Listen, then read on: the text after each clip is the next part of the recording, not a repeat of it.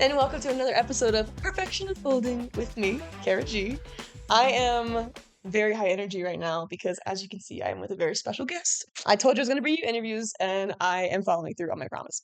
So, today, for episode 26 on this glorious Scorpio full moon for the astrology girlies, I am here with a very good friend of mine. We've been friends for 12 years through the internet.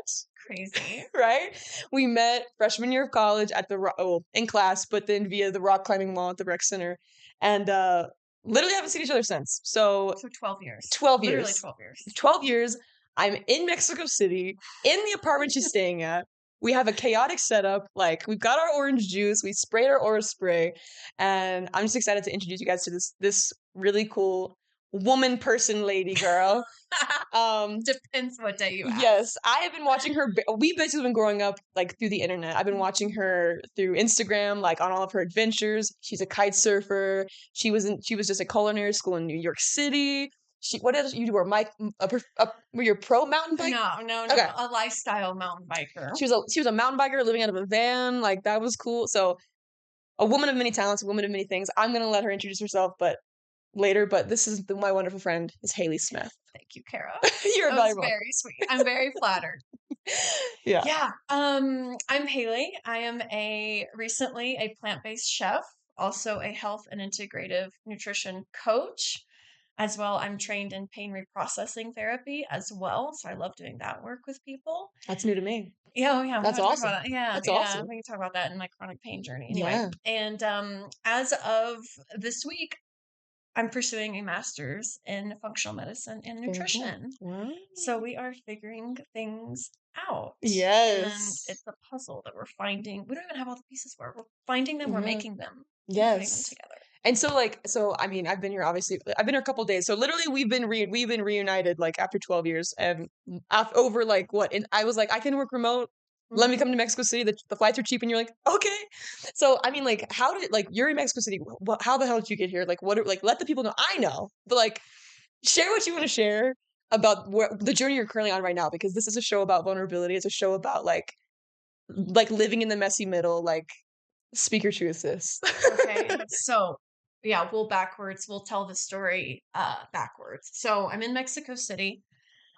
I am planning to be here for the next few months, seeing what unfolds. Sure. Love that. And I got here because I guess we'll jump forward, but I was living in New York, went to culinary school, working as a chef, a cook, depends who you ask which one. In a 3-star Michelin, whatever the hell, it's restaurant. Very cool. Yes. Give her the flowers while they're here, right? Okay. Anyway, continue. So I was doing that, and just honestly, like many people, already start to get, I don't want to say burned out, but just like, is this truly what I want to do? Is it worth the grind? Is it worth the hours? I wanted to change. So I was doing that about 10 months total after culinary school. And I took a break. I came to Mexico for a month to kite surf. And took a little sabbatical, self-induced temporary retirement for a month. And during that time, I was applying to a few different jobs. And had a couple leads at a couple really good restaurants, but I also had a lead on a remote health coaching job. So I was excited to get back into that work and also have the freedom to travel a bit more again and work on kind of my own side hustles, have more space. Long story short, I chose that route. Decided that about a month, like exactly a month ago, a little bit more.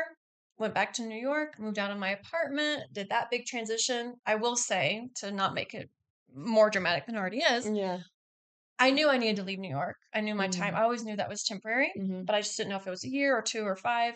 So that needed to come anyway. Which it looked very glamorous from this side. And I'm sure. And don't get me wrong, I lived a good life there. Yeah. I made choices of how I wanted my lifestyle to be there. And we can talk more about that in a way that would like serve me best for that point in my life. So no, I did live a good life there. Yeah. I had a very blessed experience. I met wonderful people. Like I put an Instagram post. It's like, I wanted more, but that's almost just greedy at some point because I had such a good experience. Yeah. I might get more to that. But so I needed to leave anyway. I needed to transition, but having the security of this job starting May 5th, just last week or this week, whatever it was, definitely expedited and gave me security about my timeline. Sure. So I left, came to Mexico. I had found this apartment. We can get into that if you want to, but I got this apartment. It was also starting serendipitously May 5th, the day I was supposed to start my new remote job. Sure. I get here a few days early just to get settled in. I get a phone call from the HR person that first interviewed me and officially, called me to say I was hired originally. And she says, there have been changes in the company and we no longer need you to start in 2 days. And I lost that job. Yeah. And And in that moment, because we've talked about this briefly, but in that moment, like, where is your brain? Like, what, like, you just sold your apartment and you just got rid of your lease in New York City. You moved internationally across like, gave up, one other, comparatively speaking, for where I'm at in life and my options, a good job offer. Yeah. Like, it was good. It was another good option. I released that. I didn't choose that. And I made this choice anyway. Yeah. So you're like, oh shit. in that moment, I just remember, honestly, my heart rate, honestly, just, it was very, I had a very physical response. Yeah. Like you almost feel like lightheaded, like almost tingly. So I had a very like physical response. And it was just, I think it was just adrenaline. It was just like, oh my God, oh my God, oh my God, oh my God, oh my God. But also, okay, what are we doing now? Okay, so there was it was this duality there. There's a lot of adrenaline, and and it was just, I definitely cried. It was sadness. It was just, it was shock. I was shocked. That's the best way to put it. It was shock. And then we can get more into kind of what's evolved over the last, I guess it's only been like 10 days. I know. A week. It's literally May 12th. That was like not even a week ago. It's crazy. So we can talk more about that. But I would say for the first 2 days, it was just shock, just complete shock and vulnerability with myself as far as, what did you do? What do you do now? Just self-questioning, like central. So, and before that, you had kind of told me, like, when you were in New York, you felt like for the first time you had like some kind of security. I had security, I had community, I had routine. I had, the time I was there, I had direction because I moved there straight into culinary school, straight into that community. You get out of culinary school and you go straight into an externship or an internship at a restaurant. So you have that direction. And then I just kept going the restaurant route. And that was that was direct. That was clear. And to basically having a clean slate again. Again. And I had just gotten, I'm like, cool. I'm done problem solving. I had spent, it felt like 2 months or something being that what next phase. And I had just gotten out of that. And it's like, okay, no, here we go again. Time to pivot again. Yeah. So shock and like exhaustion. Yeah. Gratitude for the, I'm not, and I wasn't the person either 7 days ago that was like, oh my God, how am I gonna feed myself? How am I gonna pay my rent? I'm not in that position. Thank God, and so thankfully that didn't have to be my first thought. How am I gonna pay? I have a little security blanket there, but it was shock and fear of like, what happens next? Yeah. So.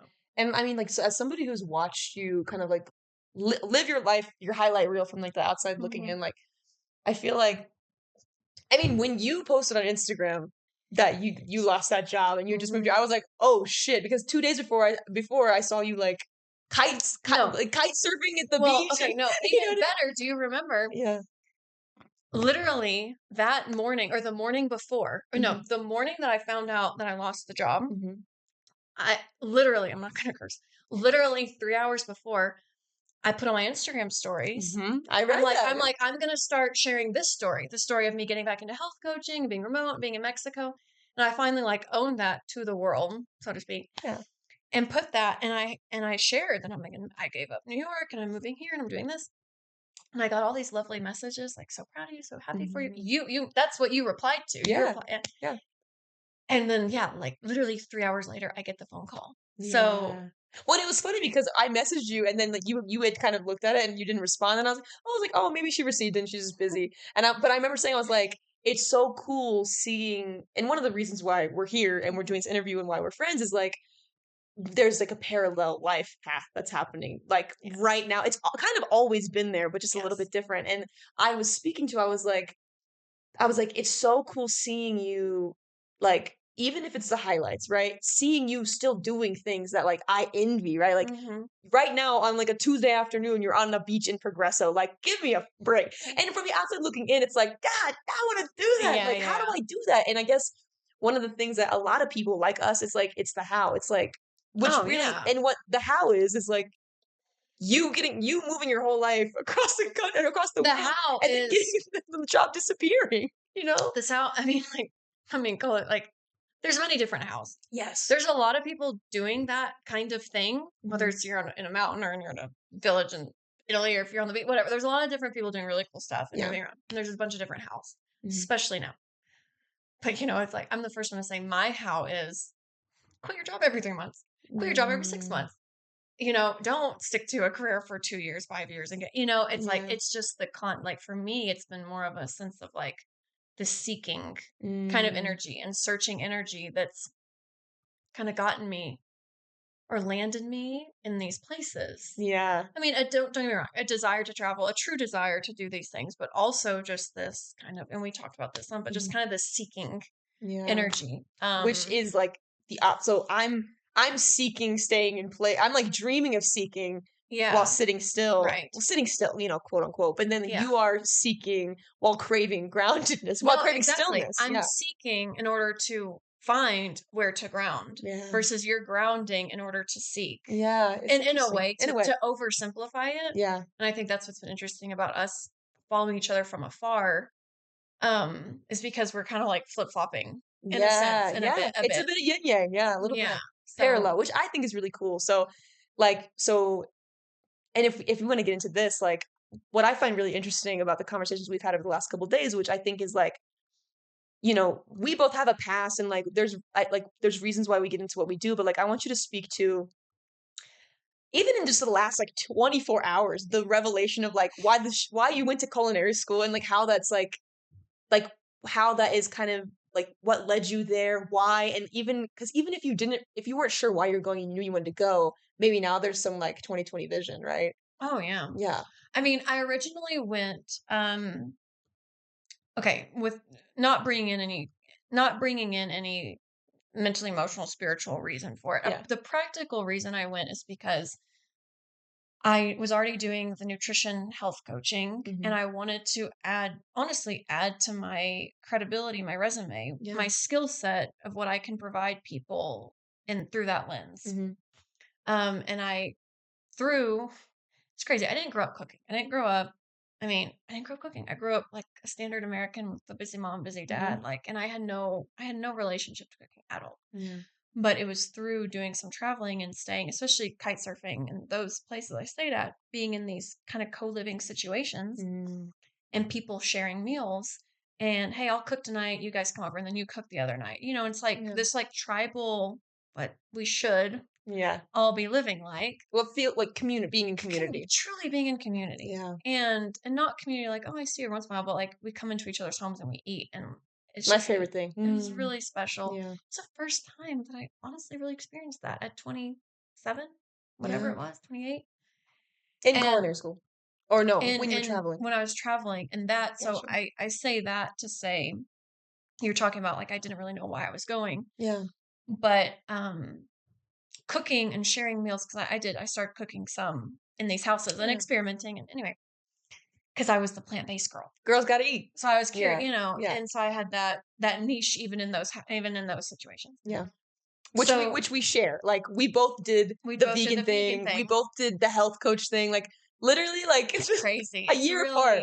It's Yeah. really, And I didn't even know that. I didn't even know that until like you were popping up on my Instagram on these like live things with the functional doctors. And so I was yeah, like, yeah. I knew we were alike, but I'm like, what Oh are no, the I know, and I odds? saw you did. I know, and I remember having those moments too with you. But Yeah. I guess I'll wrap that part up and just saying Yeah. that the cooking, it was the first thing I did and was involved in that was like this childlike pleasure and Mm. joy from it. There was no, if I do this, then it means this, or if I do this, then I can do that. Or it was just like, this is cool. Yeah. This gives me joy. This gives me, and there's no strings attached. There's no, because, you and I have talked some about, and we'll talk more about it, our childhoods and things and that Yeah. baggage. And just and not to bring it all back to that, but to bring it all back to that Mhm. because of that and because of my experience as a child. I didn't develop that as a kid. Mhm. I didn't have that experience. And so to really see, what do I just like? And this was Yeah. the first time I'm like, I like this. I don't know Mm. why, but I like this. And then I automatically tied it to, oh, well, this can kind of tie into career a little bit. So Yeah. it was personal and professional, but what that would look like exactly after I got out, I had no idea. Sure. So, Well, and tell me about the journey, kind of going back a little bit further, like mhm. it's like, okay, the food, because for me, food is that's a big thing in my journey. I mean, as you know, like we've literally done the astrology, like we have similar signs, like our trauma is the same, our dads are the same, our moms are similar, like everything. I just find it like, It's fascinating. well, It's it's fascinating. Anyway. fascinating, the phenomena of like, we called it collecting Pokemon, right? Yeah, yeah, yeah. It's this phenomenon of coming across people in your life that you really don't talk to, like, but when you meet them, there's this kinship. It's like this, we're made of the same stuff. We're made of like Cut from the same cloth. cut from the same cloth. And it's like this understanding that we don't know where that comes from, but it's just like, it's really cool. So anyway, so I know my journey and I know a little bit of yours, but Mhm.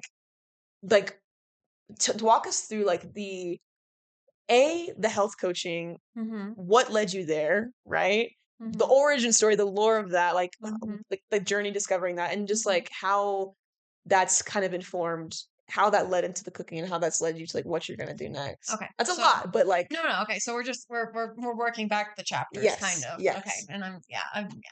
So And we're gonna bring it all back. Don't you worry. This is yeah, we'll story bring it full circle. Yeah. time. There's a full circle. Yes. Um, so the health coaching, nutrition coaching. So I will, and we'll go back farther from this, but to kind of start at this chapter, the specific chapter. So I dealt with disordered eating. I dealt with and genuine, true anxiety for as long as I can remember.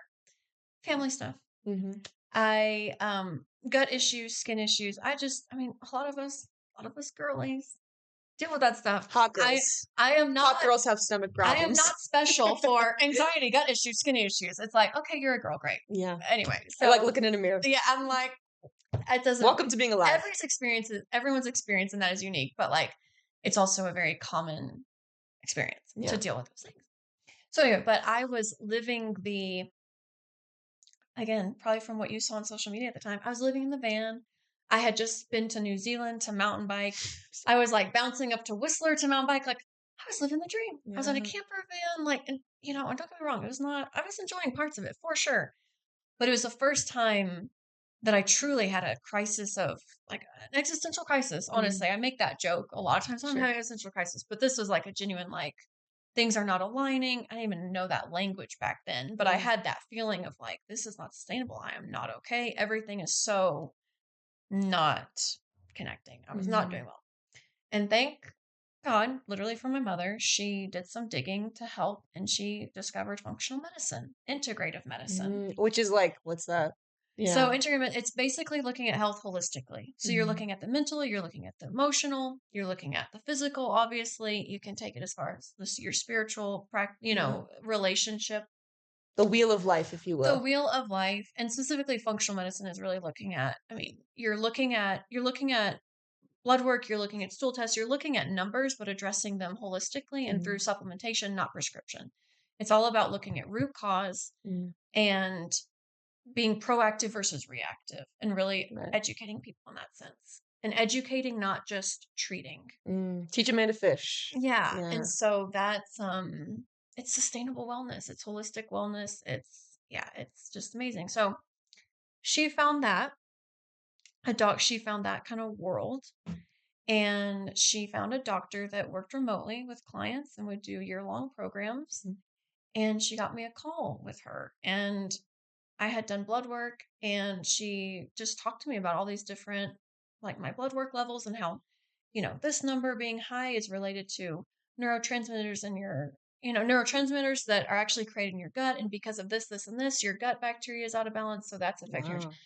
so things like that. And so it was like, whoa, whoa, whoa. And it was the first time I didn't feel like I'm the problem. I've done Speak something to wrong. that. Yeah. I've done something wrong. I'm damaged. I'm this. It's like, oh no, this is the enemy, but this is the problem to solve outside of me that I can do something about. Mm, Inside of me, but outside of me. yeah. And so it was powerful. And then she, on this call, talked about just how it's all connected, the mentally, emotional, spiritual, physical, it's all connected. And it was just like, whoa, whoa, whoa, whoa, whoa. It was just Mind boom, boom, blown. boom. Yeah. Yeah. So, I worked with her for literally a year and, detoxed, changed my diet, and also worked with, a resonance repatterning coach. And Mhm. that's a whole other world that we probably won't even get to, but Listen, the people know I'm woo-woo, so that we're into it's a it. form of therapy. It's a Yeah. form of coaching that's really addressing your subconscious and your Right. subconscious mind and shifting your resonance, what you're relating to, what you're believing, and your belief system based on things in the past that happened but aren't necessarily, you can choose how you relate to them Yeah. now and how you see them now. So I did that, and I was so and that just led me to finally looking at food as fuel and something that affects my health, not Mm. food makes me fat or skinny. And, Yeah. What a concept. that's intense language, but it's true. Yeah. And And you and can like relate. no, literally, like if you're not trying to aim to be thin and small and wafy, like what are you doing? You're a piece of garbage and and you're not worth anything. Yeah. And when Yeah. food was more than just calories. Yeah. It meant that you were either like lazy and Yes. like yeah. Like, it was your self-worth. Like, Yeah. food and how much you ate, how much, not what you ate, how How much you ate or much, didn't yeah. eat was your self-worth and your discipline or your And whatever. and and the morality between this is good, this is good food, this is bad food. Right. Yeah, yeah, yeah. And so that changed and, looked at food differently, and the resonance repatterning just shifted my resonance. And so anyway, I was so inspired. I just started listening to all the different functional medicine podcasts I get my hands on, the plant-based, all these different things. And, my nutrition coach at the time, working with her, Mhm. had done IIN, which we both did. Mhm. And I decided to do that coaching while I was actually still going through the program as a client. Yeah, yeah. Which IIN is like health it's like a very it's like I would say it's an introductory like health coach certificate Yes, program. it's a, yeah, yes, I Yeah. won't even try to, No, yes, yeah. exactly. You can take it as like just someone who wants to better their health and learn about holistic health, or you can take it as somebody with with To the earn some direction. credential Yeah. and start a career in it or Yeah. start a side hustle in it or Mhm. whatever you want it to be. Yeah. Or help your family, help your friends. I think a lot Yeah. of people do it for that too, Yeah. honestly. There in the program that I did, there was a lot of like moms who wanted to like learn Yes, how to feed their kids better and like to exactly. And show up for themselves. that's so admirable, by It the way. is. Like, Yeah. that's almost, I mean, don't get me like, we did it for ourselves and I think professionally, and it Yeah. was, but the moms that are going to do it, Yeah. that's so cool. She was Because, like she was like she said my husband drank a smoothie for the first time last week. That was my win. And I'm like, it really is that simple. no, and Yeah. that's what It's it's all life about. changing. Yeah. And that's what it's all about. And we Yeah. can get more into that. We'll get Yeah, more yeah, into yeah. that, So but anyway, that was that a is what side it's all. quest. So, Hashtag sponsor me. yeah, I am. Um, so I did that and finished my year-long detox reset health program with them, finished my certification. And shortly after, I emailed the doctor and said, while I was working with you as a client, I did the certification. You know, I just want to learn. Can Yeah. I be an intern? And kind of proposed a position for myself. Yeah. And I kind of stayed on them for like a month or two. And finally, she reached back out and they let me come on to help with the social media. And so Yeah. I did that for about 6 weeks. And then I was automatically, I think it was somewhere Yeah, 6 weeks yeah. to 3 months. I don't remember. It's a blur. Shorter than I thought I Yeah. would be an intern. And then she started training me as a coach, and I became one of her coaches. There were like 5 people on the team, I think, total. Yeah. And I did that for about a year and a half total with internship and So like everything. you are like coaching clients actively I was like coaching clients. I was teaching classes as well. So oh like what? so they did group. So there were some one-on-one clients, but also group programs. Hmm. So I need to be taking notes. I would teach groups, and the groups would be anywhere from, there would be maybe 80, 100 people like enrolled, but the people that came to the Oh calls live wow. were, they were bigger. Yeah, they were bigger classes. And so I would have to put together, PowerPoint classes, Wow. and it would be on anything from literally how to, how important chewing is for digestion. Anything as basic as Wow. that to, um, you know, I'm blanking, but like I'm thinking of the ones I did, but Yeah. literally like how to incorporate more just how good plant-based foods into your diet, how to, or it would be more on the functional side about their lab tests or their supplements they're Mm. taking, or it'd be about water. It'd be about, it was just everything. It was just Yeah. all, and there were different, different kind of themes. Yeah, so I teach those classes. That was cool. So you did So, that for a year and a half, mhm, mhm. and then and then, yeah. and then I, on brand for me, I'm like, I need a change. I Mm. want to, one of the biggest things that spurred me on to move on is like, I really felt called Mm. to more education Yeah. and to get a little bit more grounded in that again. And also, working remotely is amazing. Obviously, you're Sure. able to be here. Yeah. But for me, what I was feeling personally, internally, I need to be more grounded.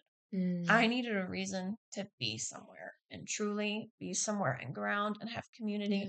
Yeah. And I wasn't going to make myself do that if I didn't have a reason. Like, I was not Yeah. going to work my remote job and go back home to Texas and just sit in Texas. Like, that's just, I had to own that. That Yeah. wasn't going to be me. I mean, you are like Mrs. Worldwide. I Like, was yeah, going it's to, not on brand. whether I should or not, I was not going to, even if it was right for me, I wasn't going to. I needed a reason. I needed a Mm. pull. I needed my why to be in one place. So I felt that kind of call, I would say. And I say it'd been several years since like we've been out of college. Like just being on your own in the moving world. and Like just moving. it's Yeah. like time to take a seat. Time to Time like. to take a seat and yeah, and yeah. And so that kind of came up. Was looking into different schooling at the time. And yeah, I mean, I think in a lot of any job, maybe you can relate to this, but you get to a point where you can kind of see the next step and you're like, Mm. do I want that next step? And you have to discern, do I stay to see or do I go ahead and move on and start figuring out the next thing? And Yeah. that's just kind of where I was at. Yeah. I mean, And when you were kind of at the end of this like health coaching with this doctor, like where were you like mentally, physically, like in terms of your journey at this point?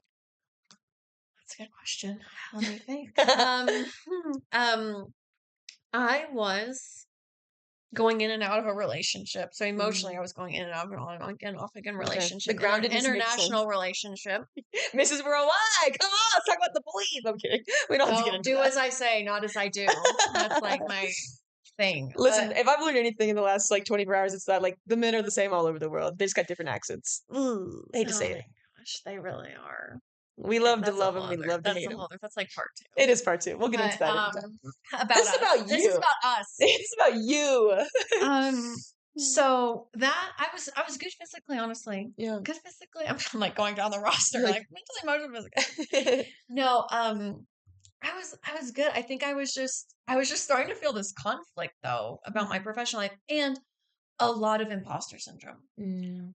A lot of I want to feel like a lot of I want more credibility, I want more knowledge, and just not wanting to keep coaching without. I was just in a lot of conflict with myself professionally and what Yeah. I was doing. But I was good. I mean, I was good. I felt that unsettled feeling in the job I was in, and I Mm. just wanted to be more grounded. And so I left that, and I ended up taking the summer I went back to Progresso to kite surf.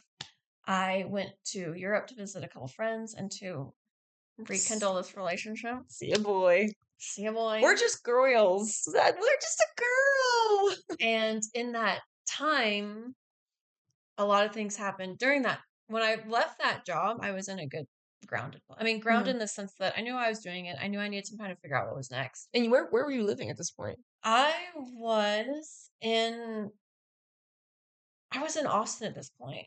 Oh, okay. I'm honestly having to think for a Yeah. second because this was a It's while been a ago. lot's happened since then. I had come back to Texas. I had been traveling. I'd come back to Texas. Yeah, I had just been to Brazil. Yeah, I had just been to Brazil Very cool. the winter before to kite surf. And I got back home and yeah, I was in Texas. I was in Texas. Final Nice. answer, I was in Yeah, Texas. she's like, I'm like, now you guys know what I'm I'm talking about. like, I was She's in in Texas. Brazil. I'm in Austin. I'm in Progresso. I'm like, it I'm sounds so like, where was glamorous. I? And That's awesome. but yeah, I was back in Texas. I was Yeah. back in Texas, Ready for a bouncing change. between East Texas and Austin, kind of grounding again, connecting with some friends, colleagues in Austin. Mm.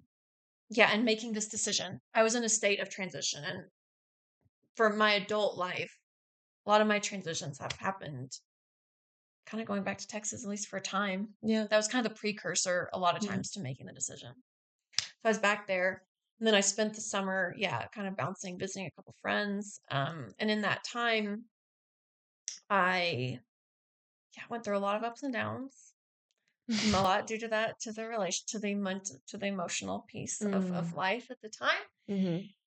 And I got back home to Texas again and grounded myself, had a lot of come to Jesus talks, meetings.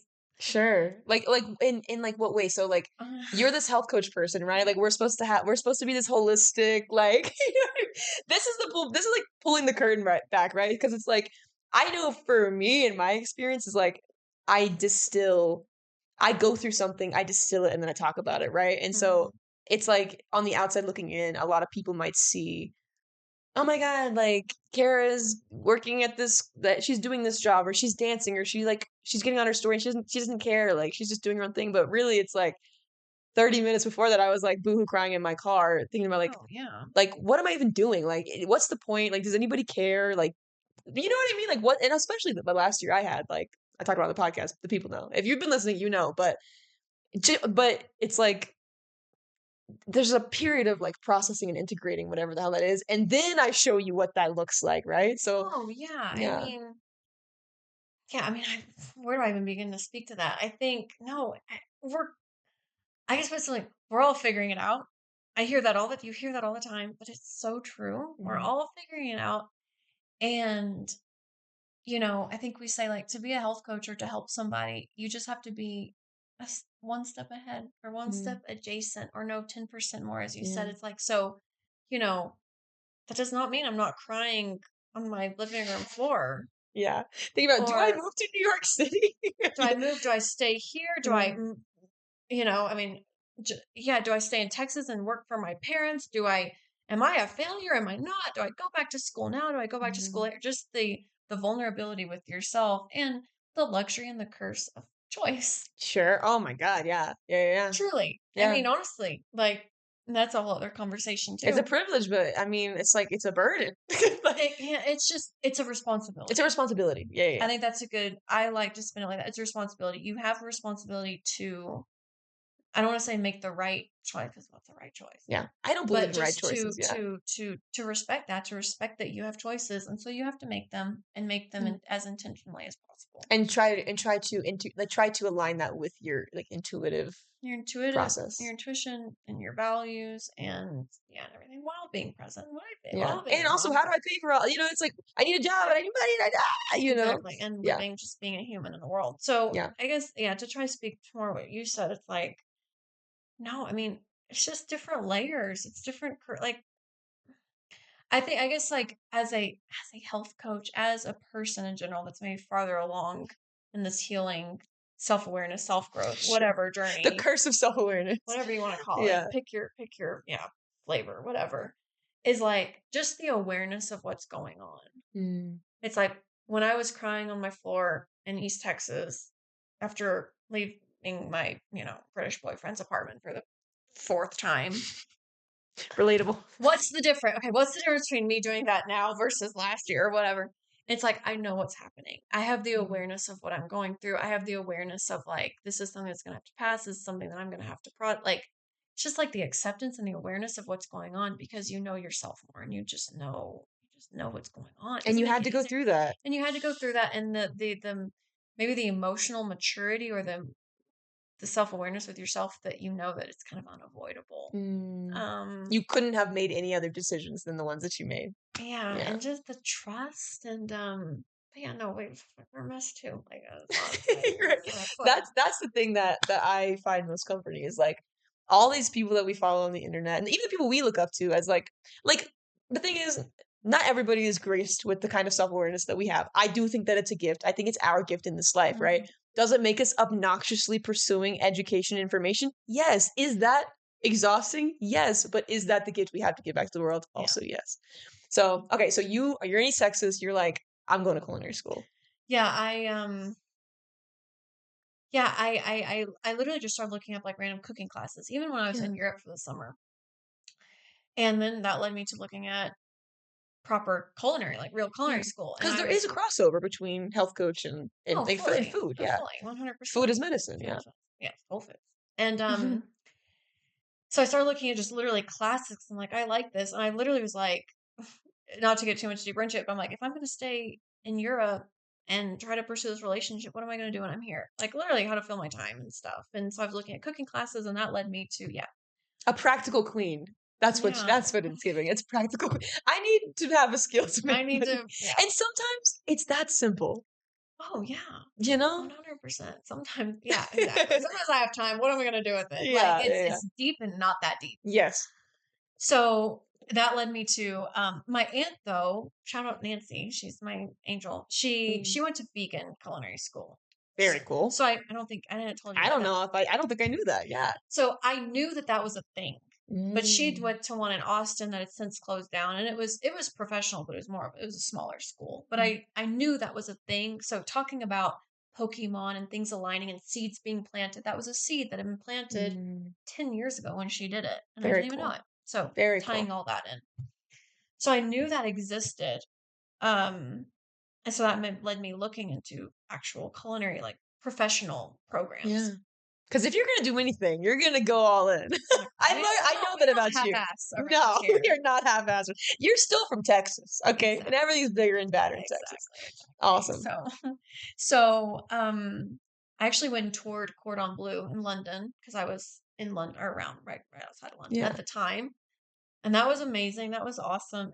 But then I knew this was a big decision. I knew this was like, I don't want to say make or break, but kind of like this was defining. Like this was not, I'm gonna do a program for a few months. This was like, and not to get astrological about it, the middle of your Saturn return. yes. Oh, deep in the middle. Yeah. We were, yes. Yeah, because while you're doing that, I'm in the mountains of California processing a breakup. Really?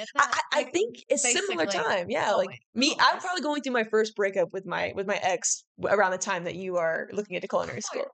Because we were both 28, right? Like, yeah.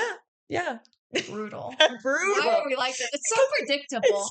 We talk about like this big mystery. It's like the code's already been written, my guy. We're just out here, brain PCs, just playing along. It's like you know exactly what's happening. Like one minute you think you're an individual, and the next minute you meet somebody who's an exact mirror of you, and you're like, I'm actually not an original. I'm just a copy. Oh, okay. We can calm down now and just enjoy life. Right.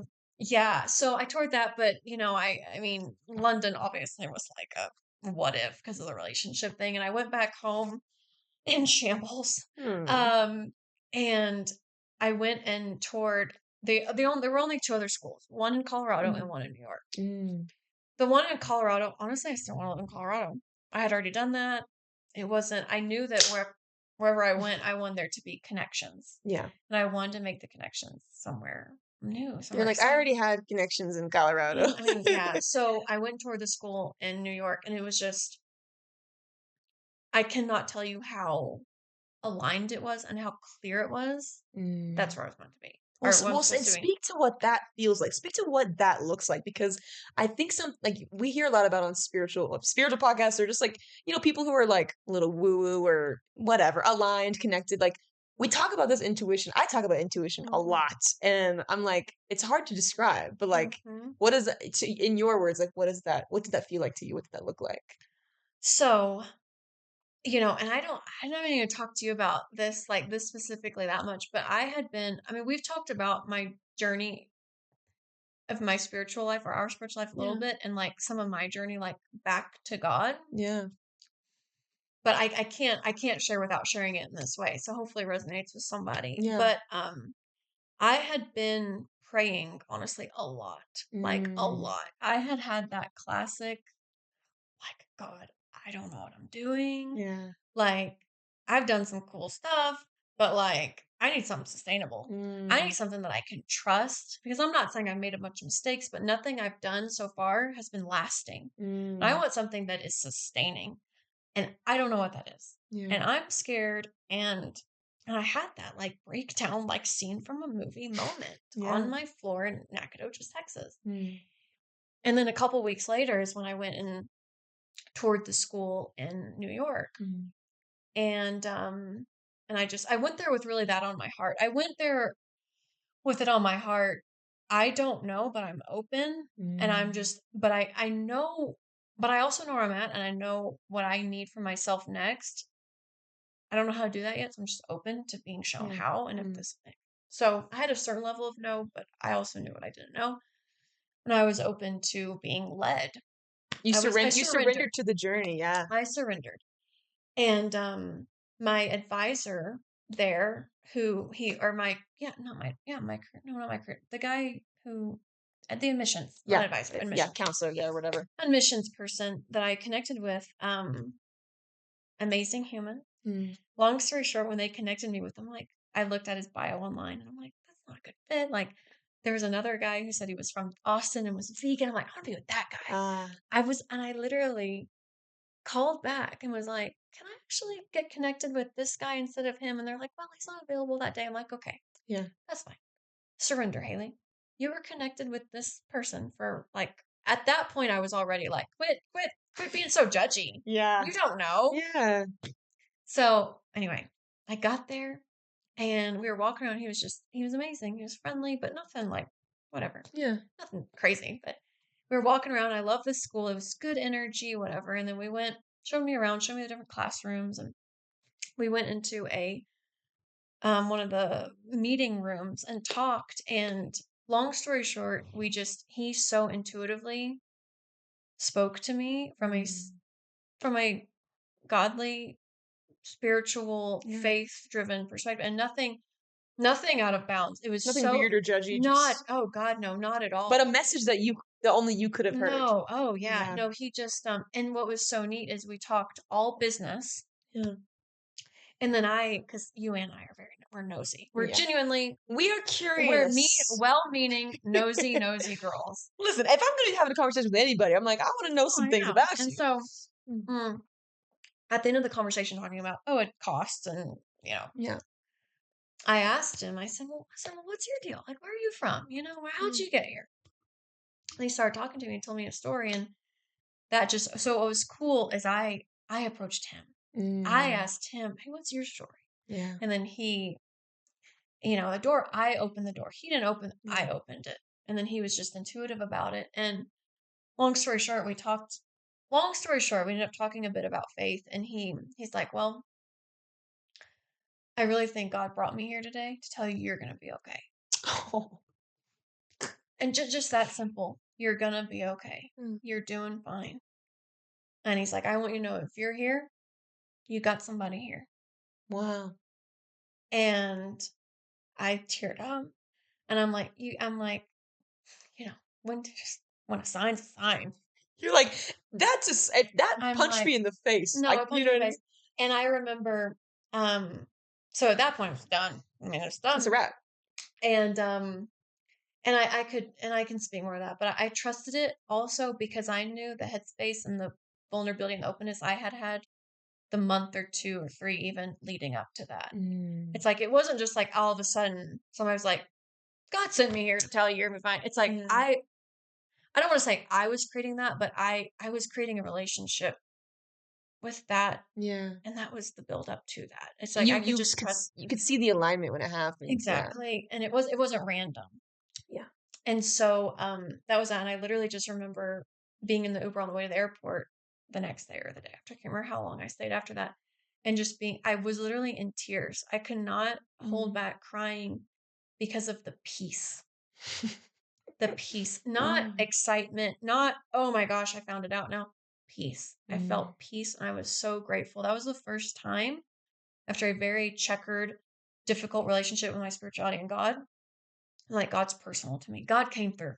He showed me he was Mm. loving, or who I believe, who God, Yeah. or who I, know God to be. And it was very moving. So I'm not going to take away the decisions I made and the positions I put myself in, the energy I put out there, but I can't claim that It I wasn't just through, felt, yeah. I didn't just go, oh yeah, this feels good. It Yeah. was not. And so I guess I say all that, I don't know, to surrender and You were led. I was Let led yourself be and led. be led and acknowledge your humanness. Yeah. acknowledge that making decisions only from your humanness is not Your in best. your ego, like we talked about this too yesterday, the day before. It's like the difference between your ego and your intuition, or your fear versus like the love of God or your universe or whatever you want to call it, is like the universe and God and your intuition. It's very subtle. It's very affirming energy. It's like It's that peace. it's a peaceful nudge. It's just like that that's not the right thing. Whereas the anxiety, the ego is going to be like, you should do that. You're supposed to do that. There's a lot of shame. It's a lot of should. It's a Exactly. lot of, if you don't do that, then you're going to be a failure. You know that, right? Did you know that? And it pokes at you. It's like something that's external from you. Right. Whereas I feel like the peace is something that kind of comes from the well of it within, And it's quiet.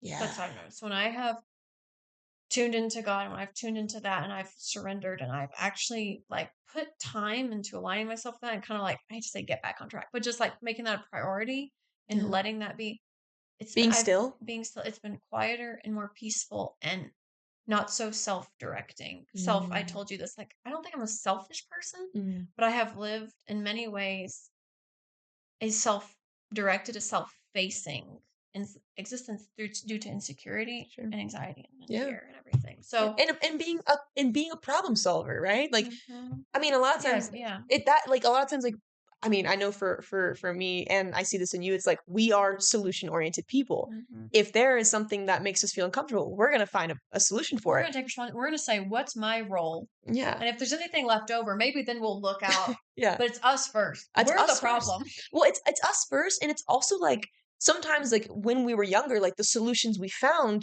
not helpful. Overeating, I undereating, love that starving point. ourselves. That's a great, Like, yeah. but really at the end of the day, we were self-directing, finding that solution, And sometimes it's like that's my favorite thing, and I will live and die by this. Our greatest strength is also our greatest weakness. Oh, yeah. I mean, and it's such a cliche thing, and it's like well known, but if you really think about it, like wherever you shine the brightest, you have the biggest shadow. And it's like, yeah, That's a good you analogy for know? that. Yeah. Yeah, it's like you, and especially as we continue on these journeys and we continue learning, like it's never ending. Dealing with that is like a whole other thing within itself. But like the taller your ceiling becomes, like the larger the shadow you cast. And it's like so it's like Mhm. just being cognizant of that. But I love that. I love like the piece that you, because I that totally same. And it's like the older I get, we're gonna be 30 and flirty this year. Hopefully thriving, Listen, not surviving. hey, listen, right now, this is thriving. Look at this. Look at this, I know, Jace. You I'm see sucking this? mine down. You need to catch up, I know. James. Choke.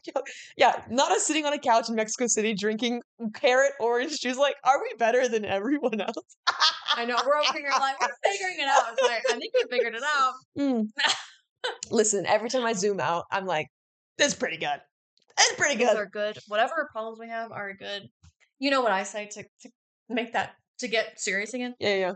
Anything that you have the power to change, is it a problem or is it, I don't know, a thing? So I think that's just good perspective. Anything you have a problem to change is in perspective in the grand scheme of life. It's not to invalidate how it makes you feel or that it's difficult, but like The choice is the gift. the choice is the gift. Because Yeah. there are things out there that you cannot change. Yeah. Well, and we didn't even talk about this, but like one of the things I know about you that rocked your world and Yeah, rocked your shit is you had this massive injury when you were out in Colorado, right? And you fell down a flight of stairs. it's very on brand though. It. Trip stairs, lose a job 2 days But beforehand. you know what? But everything you do, and I think this is something I'm putting together right now. It's hardcore. You know what I mean? Like, Thank you. but we talked about it's like in the best way because that's like we talked about this. Like, you can't do it any other way. Like, you have to quit the job after 3 months. Like, you have to move to New York and go to culinary school. Like, it's in your cards It's to either be. on or it's off. And of course, you had to break your leg in the most insane way because and you didn't. What's crazy to me is that this, at least as an observer on the outside, this was during the season of your life that where you were a mountain biker and you broke your leg falling down a flight of stairs. But yes, A foot flying down. Thing. Not falling on a trail and breaking a spine like people do. That's the irony. That's the irony. So we're kind of touching on the God thing. We're kind of touching on like the culinary thing because. Well, let's stay with the culinary thing, and we'll bring it back to present day, and then we'll go back. But I do want to talk. Keep up, people. Yeah, keep up. Come on. She's lived a lot of life. All right, we're trying to cover all of it. But okay, so we're gonna circle back to the injury because I know that's a major key. That's a big one. That's a big That's a big boy, one. and I I'll think even admit that. I'll give myself that. That was a yeah, big one. that's a big boy. Okay, so you're in culinary school. You found peace. You talked to this advisor. Everything's lining up, Everything, yeah. and also I didn't know it was a vegan culinary school. So the culinary school, yeah, is not the whole culinary school is not vegan, but they have a Okay, plant-based program, incredible. and I I did did the not know that. plant-based program. Yeah. Um. So naturally, I did that. Yeah. So I mean, do we kind of just Well, keep on? what like I guess what were your big takeaways from culinary school that could be like Mm, practical and then also like ooh, for life, right? ooh, that's such a good one. I did an Instagram reel on this when I Yeah. was there, but biggest takeaways from culinary school. One of the biggest things I learned from cooking and I mean, I already had this kind of hypothesis that this is what I was going to gain from it. But one thing I learned from actually being in culinary school and cooking every day and being so present with something Yeah. like that, where it's physical. I mean, it's physical. You're physically there doing that and creating something. You are creating something. Yeah. How healing that is and how Mm. important that is. Like, just how important that is to be that present and also to be in a pursuit of one of the things from culinary school that I loved so much is you were around people that wanted to be excellent. Mm. I mean, okay. That was the energy. Granted, there are people there to go and get a job. That's anywhere. Yeah, yeah, yeah. But culinary in general, to generalize, and culinary school, you're there to be great. You're there to master. Maybe that's a better way to put it. You're Mm. there to master. You're not there to just get a job. You're there to master something. And that was one of the most energizing things about it for me is to be in a place where people wanted to master this creative skill with something that nurtures people, like Mm. directly. You And give, something that you need for survival. Might as well make it beautiful and wonderful. yeah, and I mean, practically speaking, I don't know if this is blasphemy in the culinary world, but cooking, anybody can cook. If you ain't cooking, you need to cook. Don't be so scared. Like, I know some people are scared and timid. It's like, it ain't rocket science. Dude, you should see me in the kitchen. It's a disaster. Oh, Yeah. yeah. And don't get me wrong. You'd be like, Kara, what the hell's going on in here? That's one of the takeaways. It's like, it is a skill, and certainly there are people that are better at it than others, Sure. obviously. Sure. But there's a difference between being a chef and a cook, Yeah. and you can cook. Yeah. And that's one of the takeaways. I think just don't have so much fear and timidness around cooking. That's like, because I went in with no experience cooking. I mean, I Yeah. made pancakes and quinoa and cashew cheese, and Sure. it's like I went in and I think I just learned to not be so timid about Yeah. it. Don't be so timid. Well, Food and isn't scary. food isn't scary once you like just get your foot in it. But I'll tell you, like, I didn't start cooking till I went vegan Mm-hmm. because veganism. If I mean, listen, people have their thoughts. Whatever. There's a lot of information. There's a lot of Yeah. misinformation. But for me, it was like as somebody who grew up similar, like. My mom had her like 4 recipes that she rotated, and when we weren't eating that, we were eating sandwiches. So I got really good at making sandwiches. That was my version of cooking for a long time. Oh, yeah. But when you not just when you go vegan, but when you pick this thing Right. that goes against the grain of what Yeah. everybody else is doing, you are forced to figure it True. out. Yeah. And so that for me was like, okay, if I don't want to have to struggle at every single restaurant I go to and only eat French fries at at Chick-fil-A, I need to figure this out. So I bought a bunch of cookbooks and I started Nice. experimenting, Yeah. and that was my introduction to That's cooking. so cool. And so now, like, even though I'm not vegan anymore, and that I went to health coach school, I have such a larger appreciation for like the benefit of just cooking your food, knowing what's in it, right? The satisfaction you get from the meditative process of chopping the Yes. onions and Yeah. chopping the You're vegetables. saying it better than I did. I was Yeah. in school. Yeah, But exactly. but then it's also like this, it's like the satisfaction of like eat like all of that mixed together, and it tastes good. You know what I mean? Just like all of that is like now you have not only have you have this like this mental experience, you have this emotional experience, now you have this like physical experience. And I don't know, for me, I didn't even go to culinary school, but that's what I got just from Well, choosing to and that's what be present with I it. mean, you explained Oh, better what I sorry. got than no, it's great. I'm like, okay, thanks, Kara. Sorry. I'm just here to I'm the chef. I should be No, listening. no, it's true. No, but you said it so great. But I think that just goes to show like I'm a little bit like I don't want to say I'm jaded, but like Yeah. I guess I've been in the restaurant world and I went to culinary school and now I'm like cooking shit, and I'm like, but it is, and Yeah. so it's a good like reminder. It's refreshing, Yeah. but no, and I learned like one of the biggest things the people. I don't know. I took away really amazing relationships, and I Yeah. took away no getting to know a lot of people that I really respect a lot, and just the value of I don't know, wanting to be great at something. And you said washing dishes. There's a lot of Yeah, one thing to dishwashing. never tell you about culinary school is you're gonna wash dishes. You're gonna wash your own dishes. There are no magical dishwashers.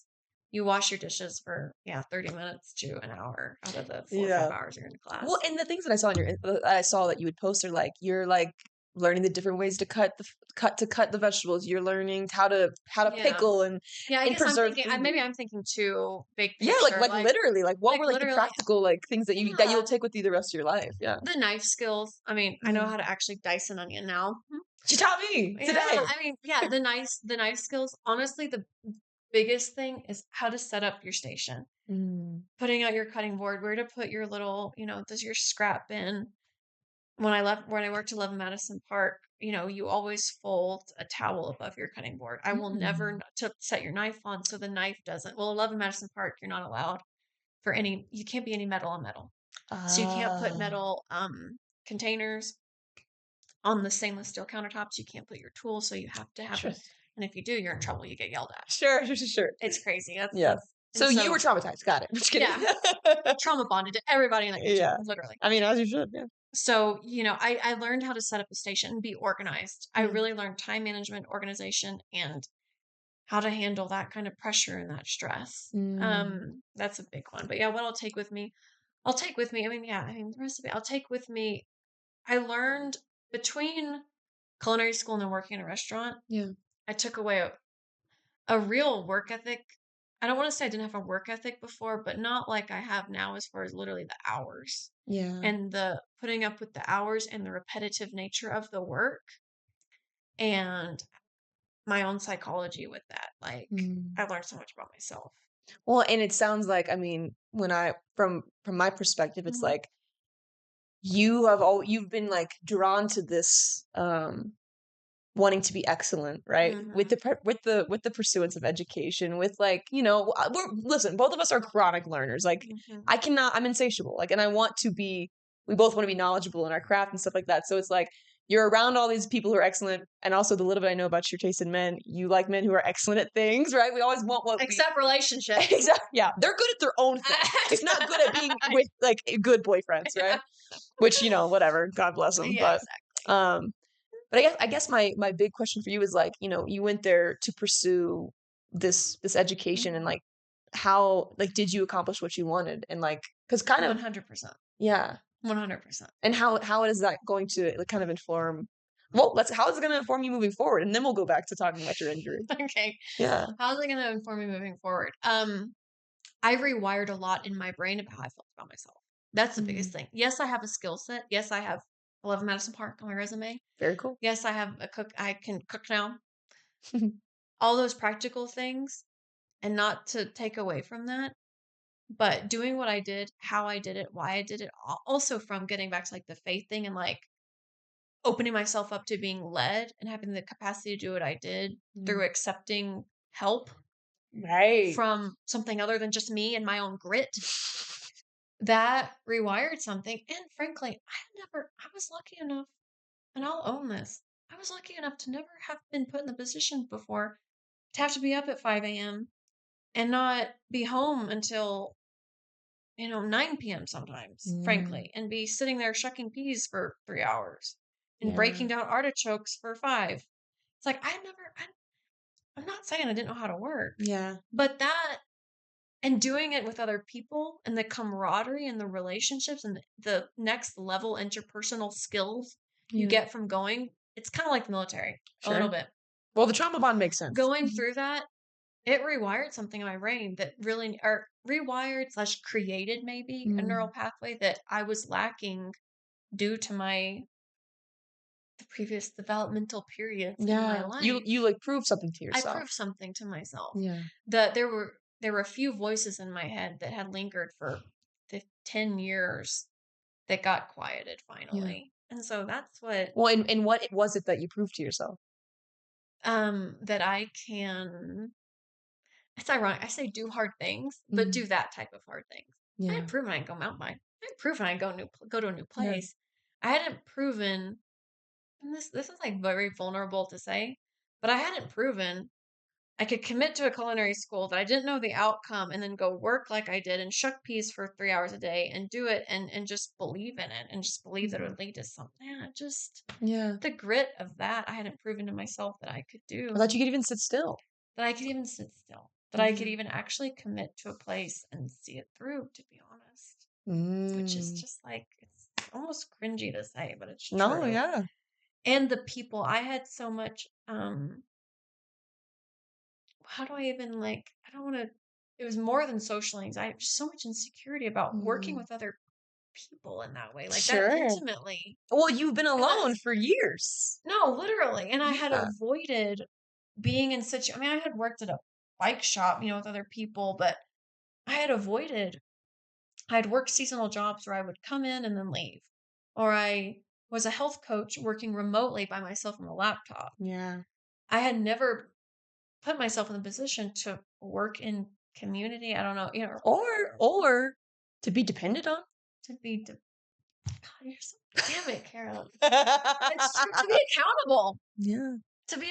to be Yeah. seen, to be, yeah, To be to truly witnessed. affect other, all of these things, everything you're Yeah. saying, it's true. I mean, I'm just putting I it had together right avoided now too. I had avoided it. I had really avoided it, and I had been given the luxury Yeah.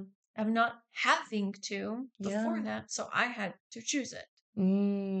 That's what it, yeah, interesting. Yeah, that was your, And that that's Saturn it. return lesson.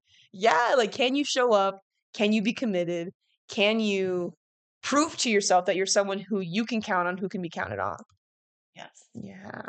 And I'm yeah. saying all that, but if that resonates, No, just let me it know. does. No, I'm like, I mean, no, she's like, I mean, Well, I'm like, tell me more. I you don't can keep caring more. you can finish. I mean, Just tell me to she knows stop. it better than I Tell do. me to stop. I'm in your brain. I'm up here. Okay. That's funny. Okay. Wow. Okay. No, but it's true. And no, I mean, I appreciate you kind of helping me like work through that because I know, but this is the first time I'm truly sharing, I guess, yeah, the whole in this way, actually, what that Yeah. experience was.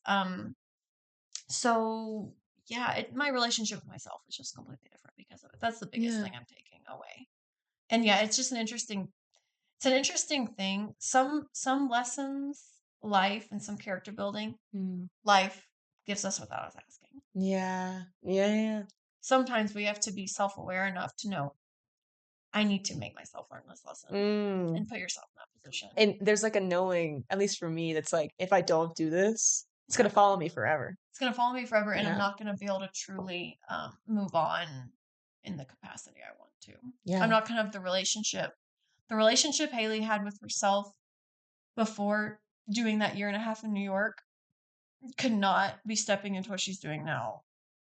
I have a different relationship. I need a new relationship. Which now looks like, as of like today, what is now? Like, you've gleaned this new, you have this new like pride in yourself. You have this, because that's what it is. Like, you're proud of yourself.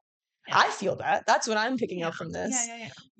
Like, you can trust yourself, which is like, I feel like that's kind of like, at least outside looking in, that's like the key, like you're speaking to, that you've been missing, of like, can I depend on myself to do this thing that I want to do, which is which is my whole passion mission is to combine the culinary and plant-based whole foods cooking, eating with wellness. That is my mission. That is my mission. And I want to bring a tangible experience to people through education, through classes of how to do that for themselves. Yeah. And how to feel empowered and how to feel educated and how to get curious about it at the very least, or most, whichever way you look at it. Yeah. And so I'm doing that. I'm on my way step by step to actualizing that through the masters I'm pursuing that I'll start in the fall, and which is human functional medicine and functional nutrition. medicine, right. That, just to gain that knowledge, or to even integrate the knowledge I have even more, through that. And I'm starting a cookbook club to do this. So we will Very cool. be going through a cookbook every 6 weeks, picking out recipes to do together, doing weekly Q&As for that time, discussion and classes around the ingredients and the cooking techniques, and also a plant-based diet. Sure. And that's what I'm very excited to bring to fruition. So that's my next step when That's it comes cool. to that. Yeah. That's so cool. And what is the brand? Come on, tell us what it is. Liberated Cook. The Liberated Cook, because we're having what? Freedom, liberation, and wellness through food and cooking. Yes. Kara G. She gave me a very good price. Yeah. So first of all, so that brings us like present day. Yeah. And that brings us back around to you coming here, having this job ripped out from underneath your feet. And now you're sitting in Mexico City, like, what the hell, right? What the hell? So, like, and this is like, it's like, yeah, professional, educated, right? But like the real life of it looks like oh my God, I look like a lost puppy. Like I was telling you, I'm like, I don't know our triggers now. Like if somebody asks me one more time, so what are you doing? If I say I don't know, I can't say I don't know again. I mean, it's so. I'm which in the last 36 hours, it's turned from I don't know into like I've chosen a plan. Yeah. Or I've chosen my next step. I think that's kind of getting back into, I don't know, a mutual experience is like at some points you just choose. Mm-hmm. You just choose. There is no right or wrong answer. No you just choose your next step. It's that cringy, stereotypical, the only wrong decision is no decision. Yeah. Yeah, that's true. And just trusting, but because it's gathering data. Mm-hmm. It's gathering data. And I heard once, it's not about making the right decision. It's about making the decision right. Mm. And don't get me wrong, I had to sit and feel sorry for myself and bash on myself and all that for a week to get here. Yeah. And a year ago, I might have had to sit in it for a month. I think that's one thing that changes. We kind of talking about like being a health coach and where we're at, but we still cry and we still. Yeah. And 1 minute health coaching resonates, and the next minute you're like, this isn't a right fit. Like, what else is there? Like, and the next minute you're a chef, and this resonates, and then the next minute you're like, but it's more than that. What is that thing? And I think for you and me, that's a mutual experience of like, I don't know what that thing is yet, but this thing I'm doing, this is the next thing that's going to lead me to the baby step. And when you zoom out and you look back, I'm like going from Colorado to Brazil or for health coaching to this to that, and now you're here and you're like closer to the thing than you've ever been. And I think that's really exciting. That's energizing from my perspective. Very much so. And that's that surrender. That's that patience. That's that. I don't know. It's just the focus on forward or what did you say? Process, not perfection. Yeah, it was like process over perfection. It's the focus on the process versus because we're always in process. It's not even progress over perfection, because sometimes process looks like you spinning a wheel. And that is just totally just spinning out. Yeah, you're spinning, you're literally spiraling, right? But like that is just as important as all the forward motion, Because at the very least, those spin outs give you perspective. At the very least. Yeah. And I was gonna say something else I forgot, but I think what did I say? I had a good point I wanted to make, but it was about making the decision right, not the right decision. I think is one of the biggest things that I've taken. And the new one, my favorite, is done is better than perfect. Yeah. Is it done? Yeah. Well, then let's move on to the next thing to get done. Literally, this podcast for me, is it done? Great. Was it perfect? Probably not. Am I going to look back on these in 10 years and be like, why am I talking like that? Because like in 10 years, we're going to be these like more refined, more knowledgeable, like wiser women, which both of us resonate with that like desire of like wanting to be the wise one, wanting people to come to us for the information and to be but you know what that looks like? And the thing that we were talking about like yesterday or the day before was like, well, you got to go through the shit first. You have to go through the shit. You have to keep collecting data. Yeah. And as much as you do need to be intentional and think about it and be aware, at the same time, you need to look at it like data collecting. Yeah. It's like if I collect this data or that data, it's still going to inform and I'm still going to learn. And just surrendering again to that. And so much easier some of that. Yeah. This all sounds so wonderful. Just surrender. Yeah, if you just like surrender and like not have any problems. No, yeah. I'm freaking out. Still. But but yes. this is the choice you can make. Yeah. This is the mentality. This is the world that you can allow your mind to live in. Yeah. Yeah.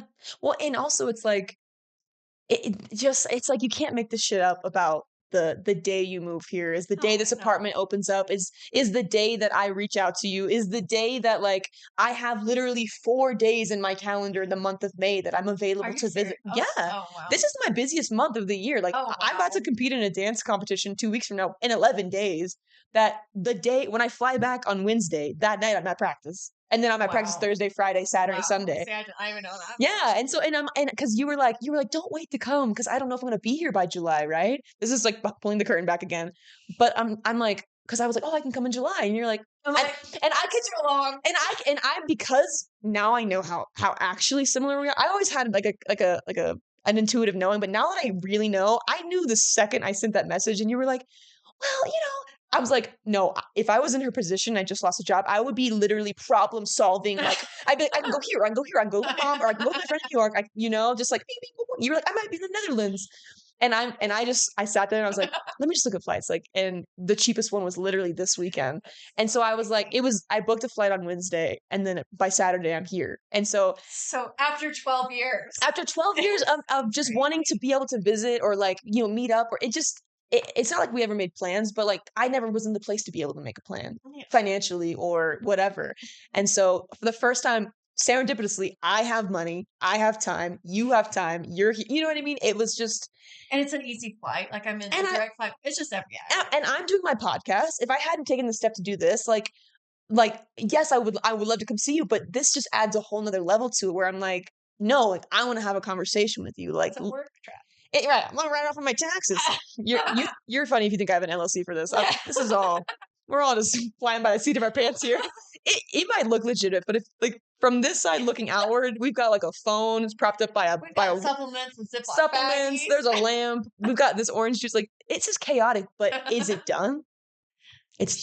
We're doing it, and so and that is what the season of life is like. It's literally like it's being scrappy. It's like those same scrappy skills you've developed in your 20s. Like now we get to use it and like make something with it. Yeah, it's like this is not the time. Maybe we can transfer talking about women turning 30. Sure. Don't keep being like keep being scrappy. We're just starting.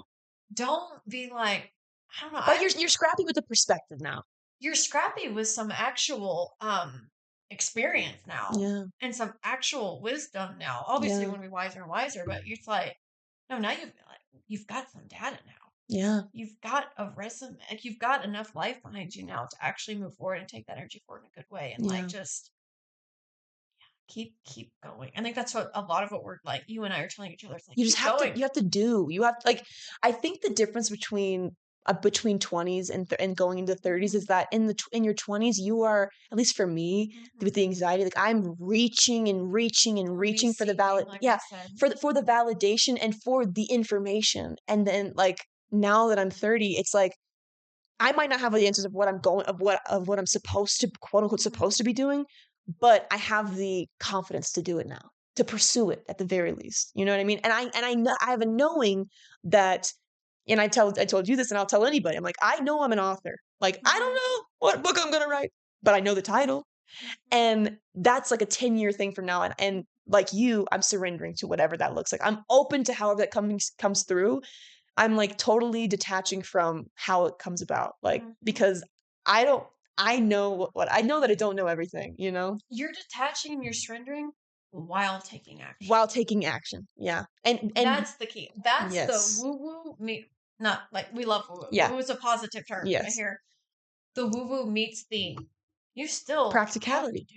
Yeah. You still have free will and you still have to make choices. You have to align with that. Like you have to build yourself up to align with it. So what does that look like? Maybe it's going to school.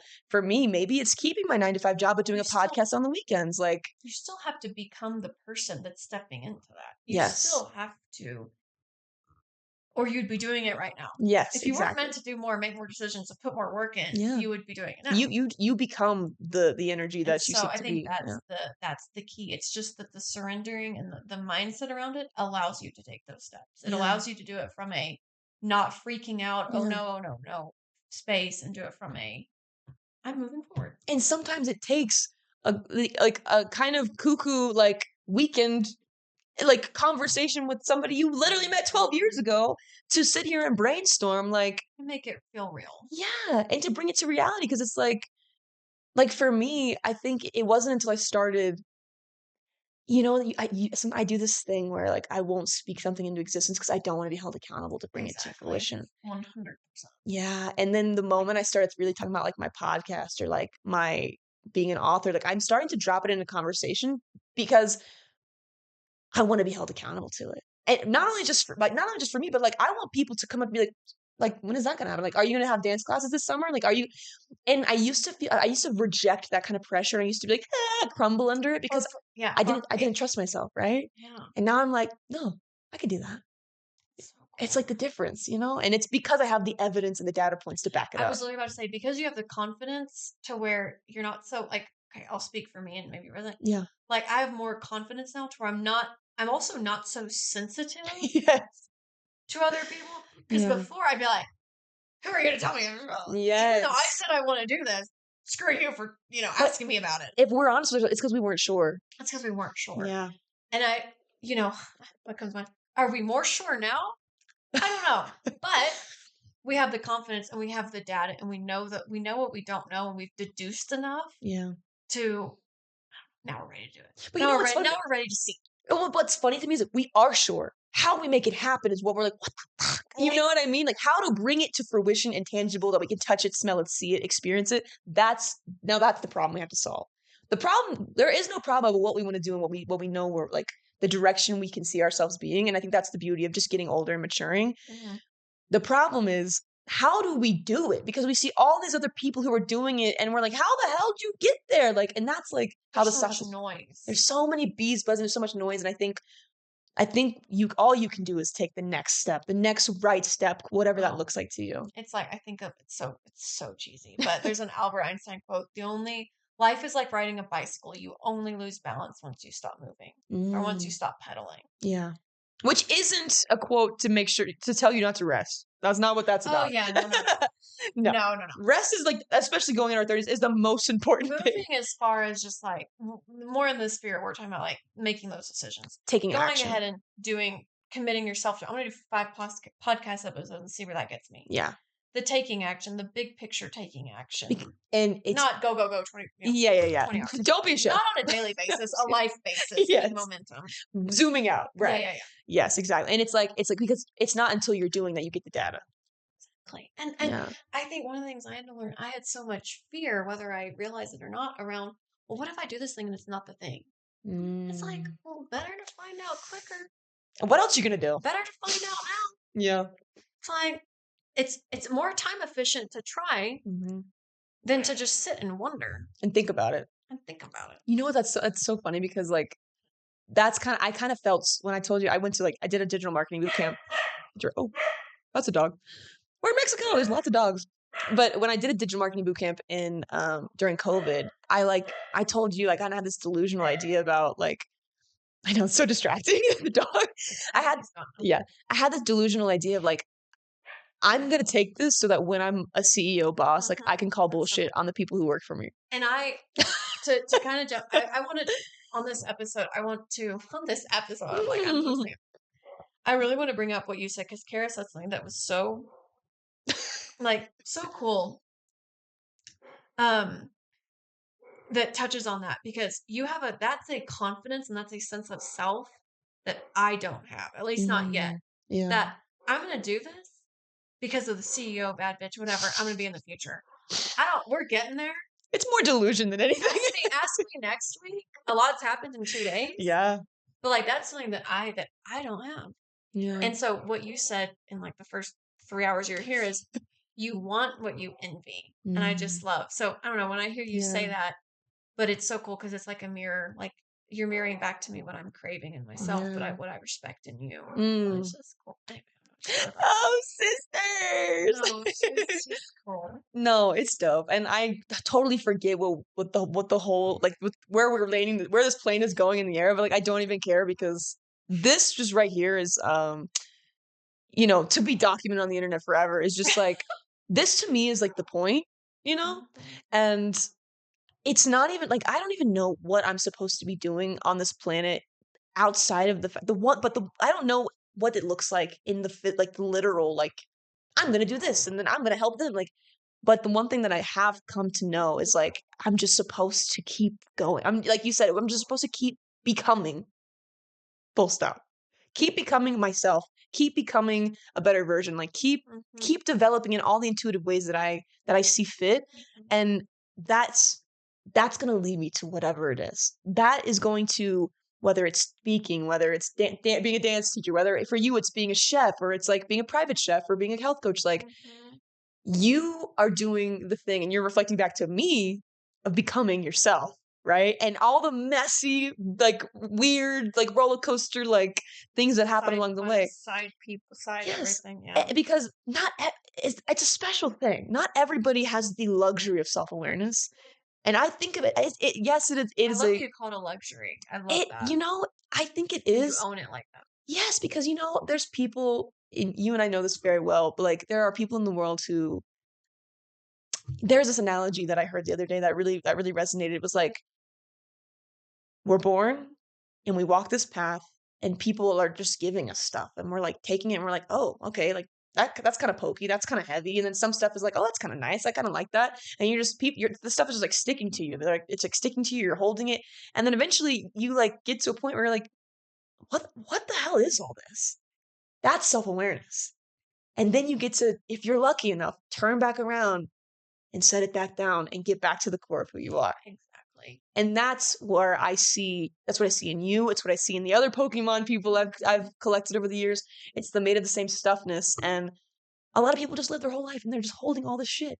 And sometimes it's like metaphorical, literal shit, you know? It doesn't do them any favors. It actually ruins the personality that they could have had or the life that they could have had if they had the luxury of self-awareness. And I don't know. It's again a blessing and a curse. The grass is always greener, but I would rather be this black sheep in my Oh, family. yeah, I'd rather have this issue, Yeah. this whatever, than not. And I think what I what came to mind when you said all that is the amount of vulnerability with yourself that Yeah. all of this takes and Courage. the courage to pick up and take and put things down. Yeah. That's a lot.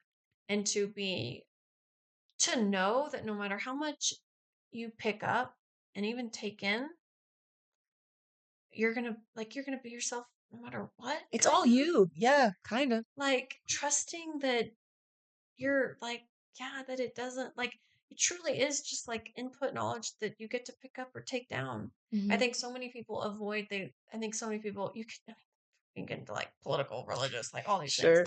But food, Food. dogmatic ways of eating, looking Yeah. at health, medical, all that. But from in many ways, you don't have to be as vulnerable to yourself and be as self-aware if you live in a black or a white.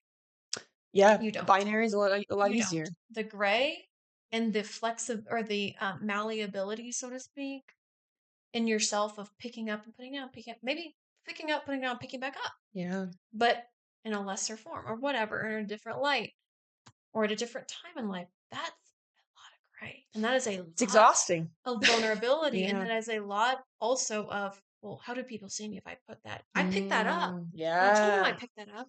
But if I put it down, What and does that so, mean? What and does that so, make me? Yeah. and so it's harder and it's more exhausting. Yeah. It's way more exhausting for Oh my me. god, yes, and it's not only exhausting, but it's confusing, and it's and to constantly be ebbing and flowing, like, sometimes we just gotta, like, turn our brains off and, like, shut the hell up, like, "I think I'm good," and there's definitely periods And of, you need to like do that. yes, You need to. there's periods, and I can speak to this fully of, like, this last year, I haven't done any self work. It's Oh all been yeah. relationship, but Right. which is, like, more exhausting work, but Well, it was more just through what you were living. You weren't yes. thinking, you were more in just the living and doing. Yes, and on a personal level, I was enjoying the fruits of my labor, and I Yes. let myself Yes. do that. I was like, Yes. "I'm gonna enjoy Kara as she is right now," because she just went through this whole season of, like, call it dark night of the soul, call it whatever you want, and, like and she was like, "Am I the problem? Is it this? Like, what's wrong with me? How did I let this to happen?" Like, Mhm. and then I was like Mhm. and then I integrated, and I was like, "Let me just live a little bit, Oh and then the yeah. next lesson will show itself," and that's a maturity thing, that's a That's a patience maturity thing. thing, that's, like, now that we've gone through that, like we can move forward, like, okay, I'll recognize that next time and give myself more grace. Because Yeah. you can, the growth and the awareness around self-help and Yeah. self-awareness, emotional maturity, and the, generational trauma and all these things. It's beautiful and we need it, and we're definitely in a better place in society because of it. Yeah. But self-growth and self-help is not meant to be a hobby. No. It's not a hobby. It's a tool. It's a tool. And what do you do with tools? And it's not, You work yourself, you sweat, you dig, you know, and then until the job is done. Yeah. Or until Sometimes you need a water break. you need a water break. Or sometimes, you know what? It's raining and you're rained out for the week because it's a construction project. You need to go home for, you know what I mean? Whatever. Yeah. If you want to go with all the analogies. Yeah. And having that discernment and not, I want to say this like in the right way, but I know I've seen, especially through social media, it's like where growing, learning, peeling back layers about yourself also becomes like an identity versus a Yeah. tool. That's dangerous because you just go in circles and circles and circles and circles. When, tying back to my thing, the whole goal, in my opinion, is to be liberated. Yeah. And to be free, to be fully yourself, and to understand the line between being human and what you know and what you don't know, and accepting that. And no matter where you are, And there peace. you are. It's like you want to You want peace. And at what point you have to discern, at what point has reading these books, listening to these podcasts, doing this, doing that, when did it stop giving me peace? Or when did it stop helping me move towards peace? And when did I start using it as a crutch As to a just crutch. continue? As an avoidance to just accept the messy middle. Yeah. Or accept that little bit of bringing, like, the little bit of chronic pain I maybe still feel a little bit. Yeah. At what point is it perfectionism? Yeah. A pursuit of perfectionism versus a pursuit of peace. Oh, that was good. You're good. That was good. Well, and we covered a lot, and I just want to talk about your injury because I know that was like kind of like a life-changing thing. Yeah. But what do you think? I'm gonna let How you long? do that. How long? What time is it? We've been going for about an hour and a half. Hour and a half already? Yeah, we've definitely Damn, missed our girl, we can reservation. talk. I'm trying to tell you. Oh my god! I told her I'm like 45 minutes. I mean, we could do another one tomorrow. I don't know. What do you think? Um. Well, okay. I say we talk about your injury another time. Okay, perfect. I like where we're in. I like this. Yeah. Is all of this a pursuit of perfection or peace? Yeah. And all that we do. I kind of like that little note. Yeah. Well, and I wanna wrap it up like by asking you like the question of like if you could go back and if you could tell if what you know now and what and the Haleigh you knew then and all the Haleighs who got you here, right? Like what is the thing that you would like the advice you'd give her? Or what the thing that like that you would just if you could whisper in her ear while she was meditating one day, some morning. I would tell her. Let me think for a minute, because there's a lot of things. Yeah. I would tell her. It sounds so basic, and I really wish I had something more profound to say. But like you're okay.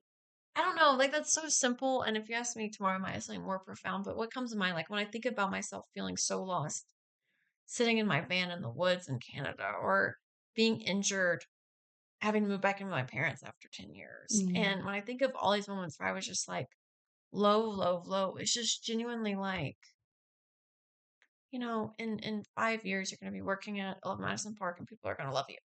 And you're going to be standing on your foot with no pain and no back pain. And you're going to be sitting on a couch in Mexico City doing a podcast with a wonderful friend. Oh. Like, just I was so mean to myself. And I'm sure you can relate. It's like, quit being so mean. Quit being so mean. Quit being such an asshole to yourself. You're kind of wonderful. That's a big one. Yeah. And it's like, people are gonna, not people, I think I was so afraid of, people, not accepting me or whatever because of all these things. Like, no, people are actually gonna be like, damn, tell me about it. And moving through it with that, empowerment versus that fear. And so, honestly, it's this energy of, maybe it's not something I would say to her, but if I could just, sprinkle an energy on her, it's just this, girl, you're okay. like, girl, you are just like, you've got like, quit fighting this so much. Quit trying to problem solve this so much. You're okay. And I don't know. That's just what comes to mind. So, and the next question would be, what do you want to say to Haleigh in 5 years? Who is Haleigh in 5 years? Haleigh right now, okay, I love just the concept of thinking about the different versions of ourselves. I'm kind of obsessed, especially when I think about all the carers who got me here. That's like my favorite thing to think about. Like, wow, thank you. You know, like the gratitude I feel. It gives me like goosebumps. It makes me kind of emotional. But like where, like the Haleigh in 5 years, like what questions do you have for her, and like what do you hope her answers are? You know? I love this question. So one thing I'm going to answer this, but add a little bit more. The winter I moved to New York right before Christmas. The year I moved, and I wrote myself a 5-page letter, dear 2025 Haleigh. If you haven't done that, if anyone hasn't, do that. Yeah. That was so powerful, and I did that to myself. I literally asked her, "Have you kite surfed? Are you still in a relationship with, X, Y, Yeah. are you this?" And so I can speak. So I love that. All that to say, I love that too. Yeah. It was powerful. What would I say to her in 5 years? I think it's more like the question. What I'm questions do so you have? curious. Yeah. I'm like, are you making money? What's up? That'd be Are you great. making money? Are we okay? Yeah. Financially? No. Where are you living? Like, are you in a relationship? I mean, I would just ask her, like, have you gone on a trip with your mom? Like, I'm maybe you can relate to this too. And this thing is I'm genuinely so curious about myself. Yeah. I'm genuinely so curious. Like, what am I capable of? What am I gonna do? Yeah. Because as much as I beat myself up for like going all around, it's like it's also it's cool. Kinda And same cool. with you. I mean, you've had so many like this girl's like I've done okay, maybe I've gone this place or done this thing or whatever. But you've had these jobs and you've met these people and you've been someone. Just the few stories you've told me, you've been someone to people along the way. It's I have to remind myself, it's cool. Like, No, it's really yeah. cool. I think it's like I'm kind of getting off of your question, It's but okay. like life experience and adventure is not just an Instagram highlight. That comes in many different forms. Yeah. Because when you tell me what you've done, I'm like, that's freaking cool. That's just as random as like Haleigh was on the beach. It's like, Yeah. It's like, anyways, It's same but different. Yeah. That's like the 10th time we've literally finished a sentence. I'm like, are you and Kara like living together, having a business? That would be my question. Sure. No. Have we done a workshop? Have we done a workshop? Are we both remote full time? Do I have a yeah, exactly. So ask her everything. I'm curious what that chick is up to. Well, I guess the question is like, it's like, what do you hope? Like, what's the hope? I hope I have peace. I want peace. I want peace. As even though I'm in a blessed place, I know my next steps. I will admit to you and the world, I'm not at peace right now. Yeah. I'm not. I'm not. And I want peace. Yeah. I want peace. I would love partnership. And peaceful partnership. Peaceful partnership. Please, for the love of God. Peaceful in 5 years, I hope to have peaceful partnership too. I will admit that. Yeah. Yeah, and I hope it sounds so generic, but I hope I'm blessed with like my health in 5 years too. I hope I'm feeling good. I hope I'm feeling just vibrant. I hope I have momentum. I think peace and momentum is what I'm craving. Yeah. And what I would say to her is like, yeah, I hope you feel peace. I wish you peace and momentum in 5 years. Yeah. Peaceful momentum. Peaceful momentum. It's like I have a direction maybe with the things we mentioned I'm working towards. I don't have momentum. You're revving up. You gotta rev that engine. Yeah, we're finding our gear. And so we just got the keys to the car. We got the keys to the car, and then we got them ripped away, and now now you're making your own key out of metal smithing. Now we're like hot wire. Yes, literally. Like Googling how to start a car. I mean, honestly, like how many times should a book club meet? Literally. That's amazing. Well, I think you're amazing. I think it's been such a pleasure. I'm gonna give you your flowers while we're here because that's like something that I think about often. I'm like, if I think about it too much, it makes me emotional. So I'm gonna like try to chill out. But like, give the flowers while you're here. You know what I mean? I'm like, I'm Drew Barrymore. I like touching people. Like I should touch her. No, Ariana Grande. Let me grab your pinky. Oh my god. This is girlhood, bro. Like, are we just an No, Instagram caption? this is womanhood. It's womanhood. It's Stop. womanhood. Oh my It's God. womanhood. It is. I feel like a woman. And you know why I feel like a woman? It's because we went through all that shit. And guess what? We passed every test. It might feel like a failure, like in a lot of ways. C's get degrees. Hey! Hey, and certificates without tests still Liberal count. arts degrees. Hey. Action Jacks. Don't sponsor us. Kick 'em out. Oh yeah. Oh my God. Okay, we're going off the rails. But to land the We need to plane. go eat dinner. Yeah, to land the plane, we have to go eat dinner. But I just want to say, like, I think I'm like, if we're just talking about like this weekend and like what the future holds, it's like I feel like like we talked about yesterday, like you're a seed planter and honestly, me too in a lot of ways. Yeah. Like, and it's like I like the idea that you said that you're a sunflower, like literally planting wildflowers everywhere and like seeing where they bloom and like their resiliency and like I see like. Well, I think both of us are gonna get exactly what we want. So everything you're about to say to me, I would say to you. Yeah, I'm like, honestly, first of all, genuinely. like we're too thick-headed and to not get what we Someone is want. helping. That's why we break our foot on stairs. That's why we lose jobs. That's why we change jobs. That's why we move to California randomly. That's why we do all these things. It's we cannot live in we cannot not live in our integrity. Like it has to happen, and no matter how we get there, no matter what it looks like, drives us crazy. We're going to get it, and it honestly, it's like if I can be honest, like every time I wish for anything, guess what it is? It's peace. Every birthday candle.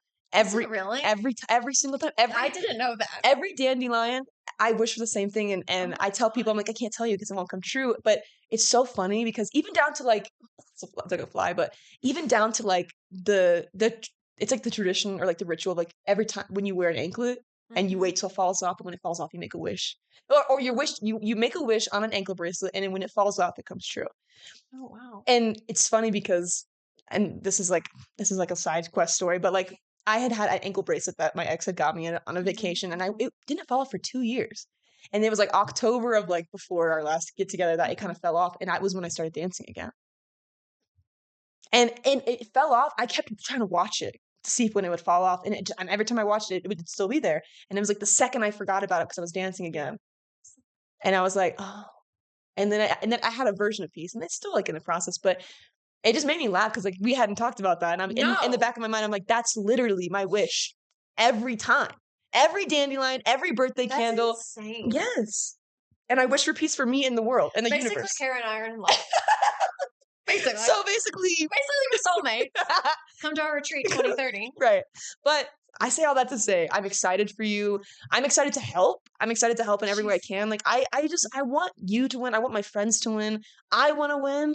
And I want us to exploit our talents and give that to the world. Like exploit our talents and share in our energy, share in our successes, because you become who you're around and you become the energy you put out, and that it's cyclical, and really owning that. And I want this to be an example of like a female friendship, of like womanhood, of doing it together. Because literally you were like, I feel like I'm doing this alone. And I'm like, I feel like I'm doing this alone.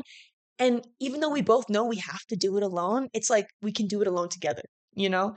Oh, yeah. And it's oh my God, we could go even. I want to liberated coach X protection and folding.